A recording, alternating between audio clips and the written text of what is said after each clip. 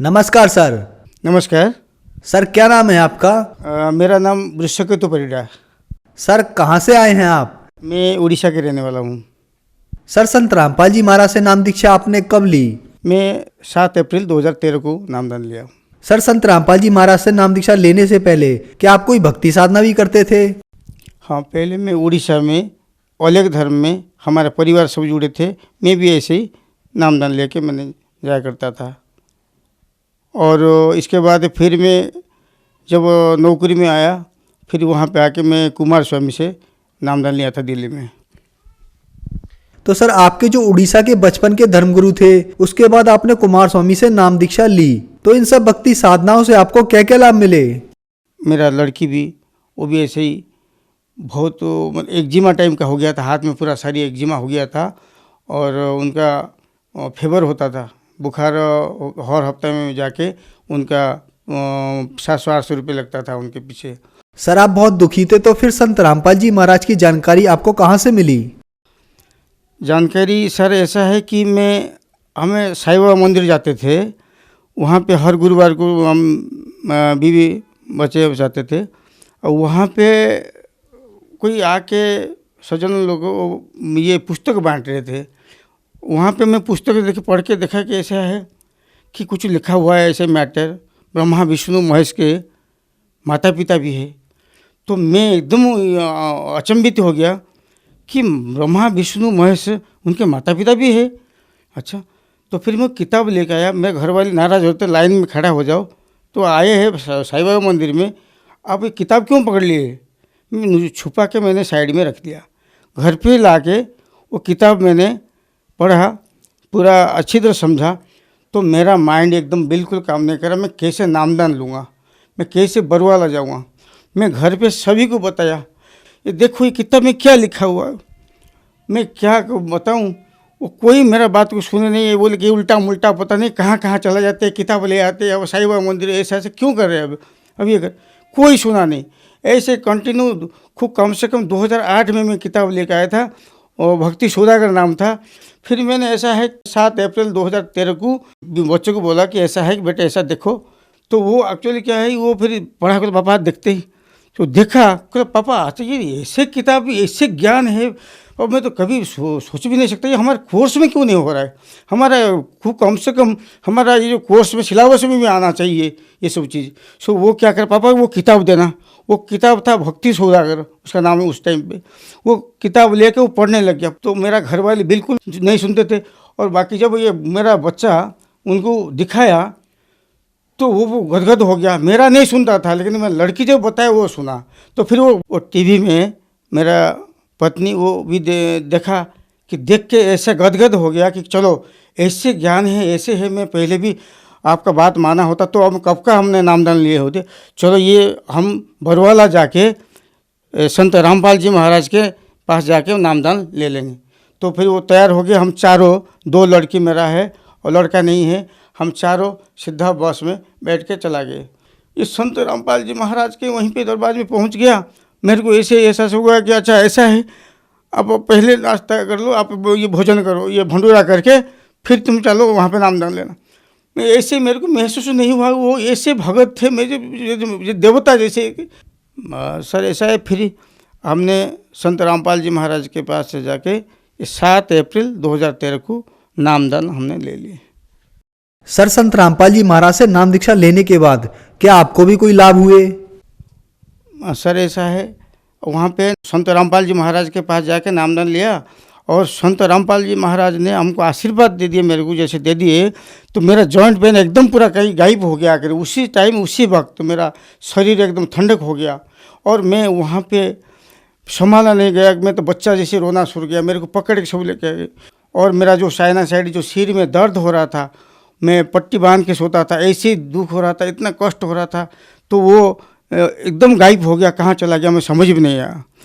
Sir ऐसा है, 4 साल से मेरा लड़की एक्जिमा से पीड़ित था। मैं बहुत कोशिश करके दिल्ली में कई हॉस्पिटल में जाके मैंने ये उसको इलाज करवाने गया था। पैसा भी बहुत खर्च हो गया, लेकिन आखिर में बहुत परेशान होकर रह गया।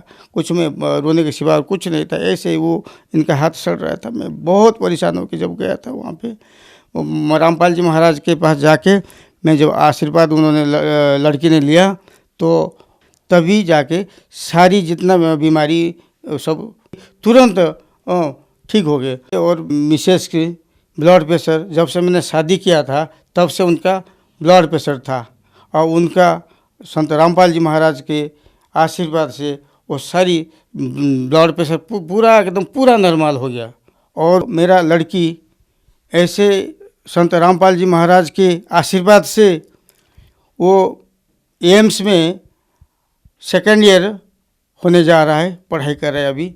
और उनका परसेंटेज हाई स्कूल में था 99.8%, और एम्स में जो एंट्रेंस दिया था उसमें भी वही परसेंटेज लेकर आ गया। और स्कूल में प्राइज उनके 24,000 मिला था प्राइज। और जो दिल्ली के मुख्यमंत्री केजरीवाल और जो मनीष सिसोदिया वो भी आके आश्चर्य हो गए कि एक सरकारी स्कूल में पढ़ के वो ऐसे टैलेंट है, अंग्रेजी में एकदम इतना बढ़िया स्पीच दे रहे और ऐसे प्राइज ले रहे, ऐसे स्कोर रख रहे, हम उम्मीद नहीं कर सकते। वो फिर गला लगा दिए। ये सब संत रामपाल जी महाराज के आशीर्वाद से सब कुछ हुआ। सर ऐसा है कि और एक बहुत बड़ा चमत्कार है। मेरा पत्नी ब्रेन हैमरेज हो गया और उनको एम्स ले गए थे। एम्स में पूरा मना कर दिया कि ये मर जाएगी, इनको ले जाओ, हमारे यहाँ पे कुछ नहीं हो पाएगा। फिर मैं उसको JB पंत लेके गया, वहाँ पे भी मना कर दिया, नहीं इसको तो मर जाएगा, उसको ले जाओ, यहाँ पे नहीं। मैं आके सीधा रामपाल जी महाराज के उनके आश्रम में फ़ोन करा कि ऐसे ऐसा कंडीशन क्या करूं। रामपाल जी महाराज ने बोले कि ऐसा है, इनको राम मनोहर हॉस्पिटल में ले जाओ, वहाँ पे एडमिट हो जाएगा और ठीक हो जाएगा, परमात्मा साथ में है। तो मैं ये उनकी बात मान के सीधा राम मनोहर हॉस्पिटल ले गया। ऐसा कि हुआ कि डॉक्टर भी आगे कोई बात नहीं, यहाँ पे सीट है, सब कुछ है, अब आओ यहाँ पे एडमिट कर। तुरंत एकदम ऐसे हुआ कि सब कुछ एकदम सरल हो गया कि वहाँ पे जाके डॉक्टर बोले कि ठीक है, इसमें एडमिट करके इनको इलाज करो। इलाज करने के बाद ऐसे हुआ कि उनकी बोले कि ये तो बहुत सीरियस है और 48 घंटा होश में नहीं आएगा, ऐसे ऑपरेशन होगा, ये से। चलो कोई बात नहीं, पर जो भी होगा होगा। हम तो रामपाल जी महाराज के ऊपर छोड़ दिए, जो भी होगा वही करेंगे। तो फिर ऐसा हुआ, वो ऑपरेशन जब हुआ, ऑपरेशन होने के 5 मिनट में उनका होश आ गया। और वहाँ पे जो सीनियर डॉक्टर थे उनके तो हैरान हो गए कि ऐसा है, हम तो पहली बार ये पेशेंट को देख रहे जो कि इतना तुरंत होश आ गया। फिर अचानक उनको दर्द महसूस हुआ, फिर उनको ICU में ले गए। ICU में लेके उनका तब तो होश था, दर्द था। तो उसी टाइम में संत रामपाल जी महाराज उनको पूरा हॉस्पिटल में उनके ICU में पूरा दिखाई दिए उनको। वो उनको कह रहे, संत रामपाल जी महाराज कह रहे कि बेटे तेरा उम्र यही इतना था, ये 42 साल तो उम्र था, और तो मैं आज एक्सटेंड करा दिया ये उम्र, कोई दिक्कत नहीं, तो कुछ भी है अब सही हो गया। अब इन डॉक्टर मानो जो परेशान हो रहे हैं उनको जवाब दे दे कि मैं ठीक हूँ।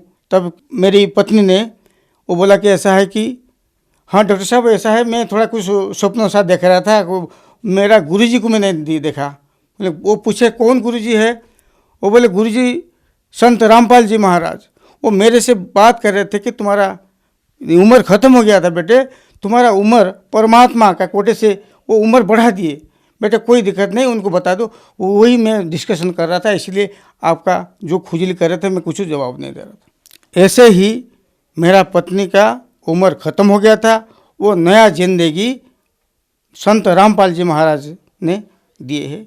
सर आपने बताया कि आपने संत रामपाल जी महाराज से नाम दीक्षा ली तो आपके घुटनों का दर्द एकदम संत रामपाल जी के आशीर्वाद से ठीक हो गया। आपकी बेटी की एक्जिमा की प्रॉब्लम एकदम से ठीक हो गई, जिसके कारण आप बहुत परेशान थे। उसके अलावा आपकी पत्नी को भी संत रामपाल जी ने एक नया जीवन दान दिया, ब्रेन हेमरेज की प्रॉब्लम से निजात दिलाई। आपकी बेटी आज एम्स में सेकेंड ईयर में डॉक्टरी कर रही है और 99.8% के साथ उन्होंने एडमिशन लिया, जो कि बहुत बड़ी बात है। तो संत रामपाल जी ने आपको एक बहुत ही सुखमय जीवन प्रदान किया है। तो जो श्रद्धालु आज आपको देख रहे हैं, आप उन्हें क्या संदेश देना चाहेंगे?